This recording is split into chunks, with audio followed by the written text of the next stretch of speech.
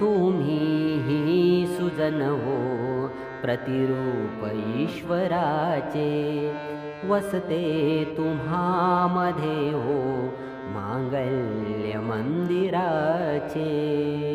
हे भाग्य आमचे की वरदान दैवताचे, गातो विनम्र भावे गीत स्वागताचे।